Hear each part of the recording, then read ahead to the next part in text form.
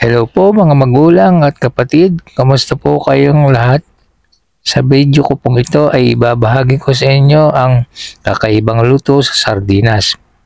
Ito po ay isang budget-friendly na ulam na kayang-kaya ng ating bulsa. Lalo na po kapag tinatamad kayong magluto.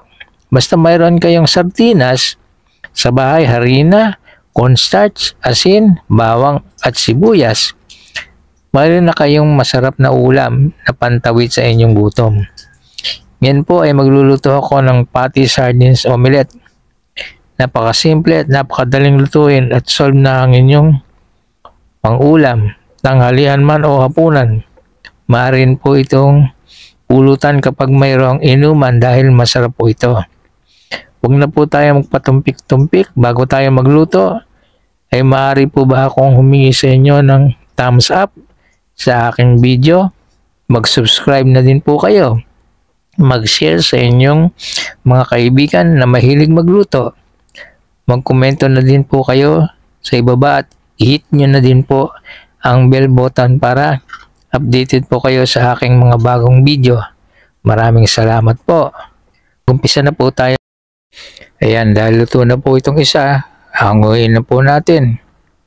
At magluto po tayo ng mga susunod pang batch. Ibalik natin yung panghulma para makagawa tayo ng patty.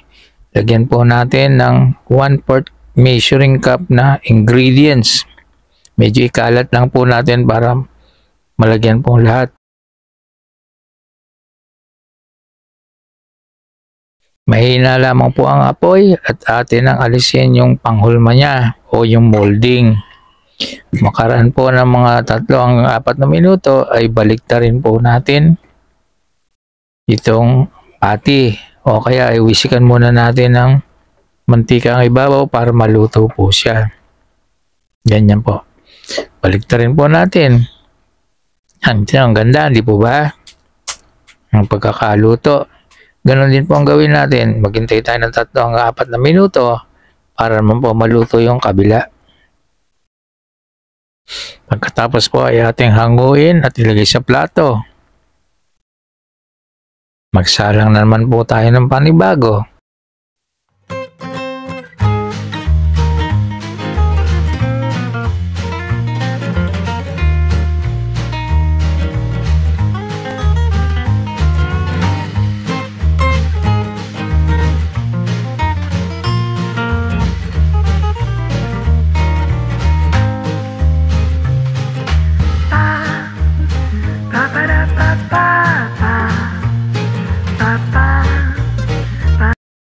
Napansin po ninyo, ang daling alisin ng molding sa patties. Kasi kung iba yung gagamitin natin o nadikit doon sa molding, mahirap. Diba ba? Madudurog yung ginagawa ninyong patty.